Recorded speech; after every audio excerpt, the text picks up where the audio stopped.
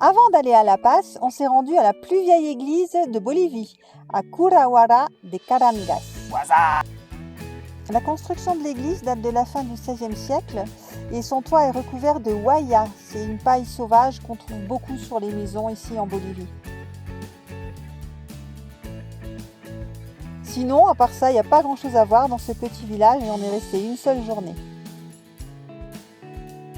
La première vue de La Paz qu'on a eue en arrivant sur la ville, c'est magnifique et impressionnant. La Paz a été créée à l'arrivée des Espagnols sur un site où se trouvaient de nombreuses mines d'or dans une gorge. Dans les hauteurs de la cité, notamment dans le quartier del Alto, on se trouve à plus de 4000 mètres d'altitude. Dans le centre-ville, on est plutôt à 3600 mètres d'altitude environ et on est vraiment protégé des rigueurs de l'altiplano. À La Paz, il n'y a pas de métro, mais il y a un super téléphérique. Alors on va tester, on vous raconte. Allez, c'est parti pour une balade d'environ 2-3 heures, je pense. On va aller voir les maisons Mamani. Oh, je suis vrai. Waouh.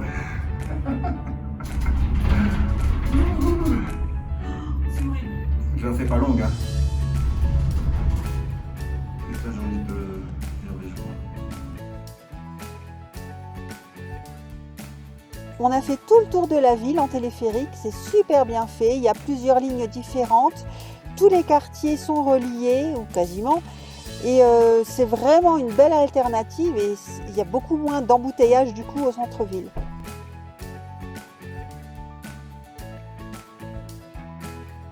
Chaque ligne de téléphérique prend le nom d'une couleur.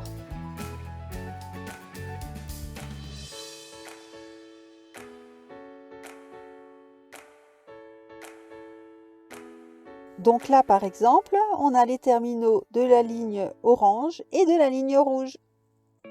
Naranja y rojo pour les puristes.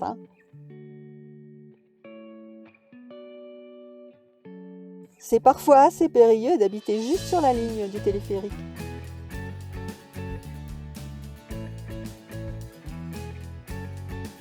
Non, je suis en mode vidéo. Alors on ne voit pas, hein, c'est normal. On est dans le téléphérique et il s'est arrêté. Tout va bien. Il fait nuit. On ne sait pas ce qui va se passer. Ça va, en définitive, on a réussi à repartir sans encombre et à profiter de la belle vue de nuit. Nous sommes donc partis à la recherche des cholets de Mamani. Cholets, c'est la contraction de chalet et de cholos, qui est un terme péjoratif pour dénigrer les indigènes de l'altiplano. Et Mamani, c'est un architecte bolivien qui a donné des formes et des couleurs d'origine aymara aux immeubles qu'il a construits à La Paz. Bon, on ne les a pas trouvés, mais du coup, il y a plein d'autres architectes qui ont un peu suivi sa trace et qui ont donné plus de couleurs à leurs immeubles avec plus ou moins bon goût. Au centre de La Paz, on a visité le marché aux sorcières, plein de couleurs. Et devinez pourquoi on l'appelle le marché aux sorcières? Parce qu'on y trouve tout ce qu'il faut pour faire des koas, des présents à la Pachamama. Alors évidemment, ce ne sont pas des peluches, hein, ce sont des fœtus de lama empaillés qui sont censés porter chance à la maison. En Bolivie, les morts sont enterrés pendant 10 ans, puis les restes sont déterrés et incinérés.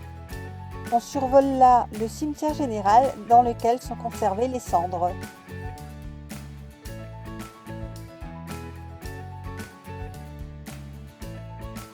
Au détour des rues, on trouve de jolis bâtiments. Ici, le musée de la Coca.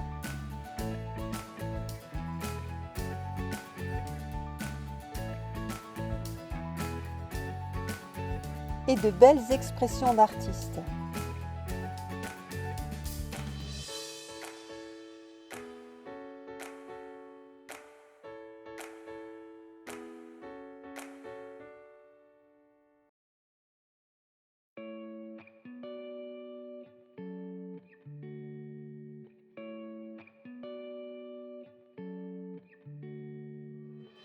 On a aussi trouvé de très bonnes choses à manger, très bien présentées, dans des restaurants plus ou moins luxueux.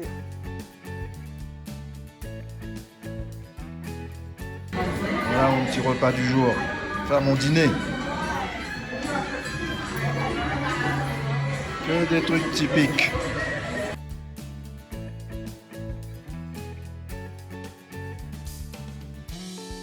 Allez, encore un petit tour vite fait dans les assiettes.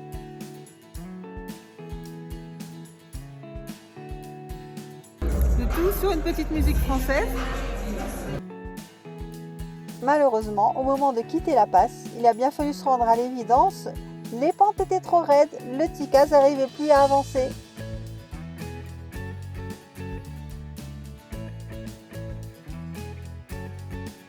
Bonjour. Voilà, petite balade exceptionnelle dans les hauteurs de la passe. Voilà, on est au niveau de l'aéroport. La particularité, c'est que on voyage sur la dépanneuse. Après nettoyage complet du filtre à particules, on a finalement pu repartir en passant par le vrai marché aux sorcières, celui qui n'est pas touristique. On vous propose de lire dans les feuilles de coca et de faire des offrandes pour un meilleur travail, de la chance, etc.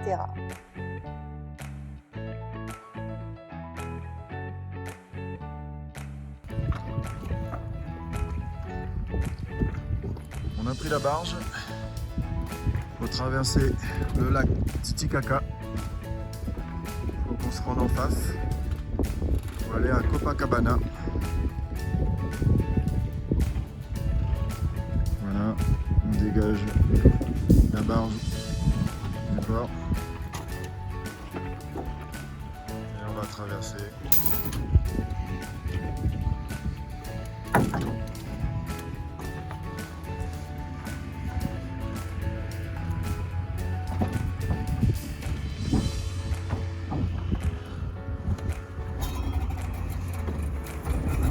Voilà. Comment te llamas? Nicolas? Jeff? Voilà, Nicolas va nous emmener de l'autre côté de la rive là-bas. Avec le Tikaz. C'est l'ancienne. Hein?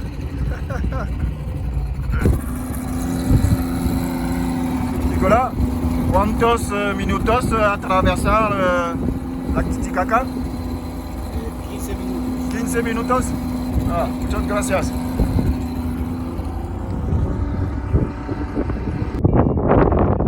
Petite ville de Copacabana sur le lac Titicaca. Là, on va passer la nuit. Une seule nuit, je pense. Après, on va prendre le bateau. Direction Isla del Sol.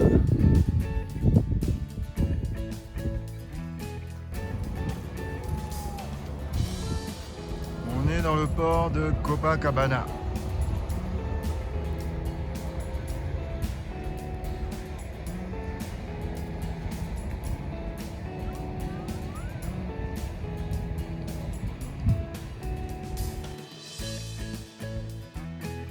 Pas grand chose à dire sur la ville de Copacabana, c'est pas extraordinaire.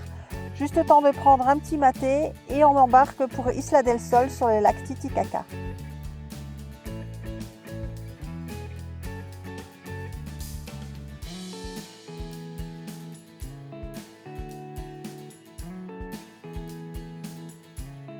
Et nous voilà arrivés sur Isla del Sol au nord, dans un petit village très tranquille, très calme.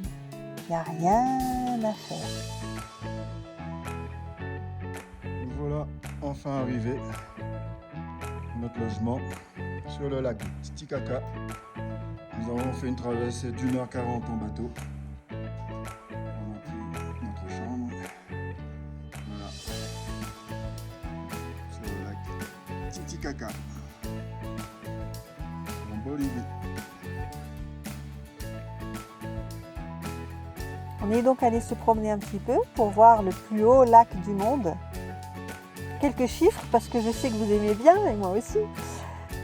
Donc sa superficie c'est 8562 km², 190 km de long, 80 km de large, donc à une altitude de 3812 mètres, et sa profondeur maximale est de 327 mètres. Et on y trouve 41 îles, à cheval sur le Pérou et la Bolivie.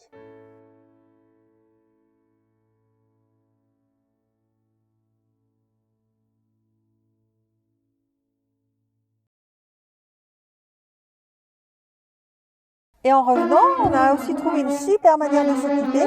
On vous laisse apprécier la musique.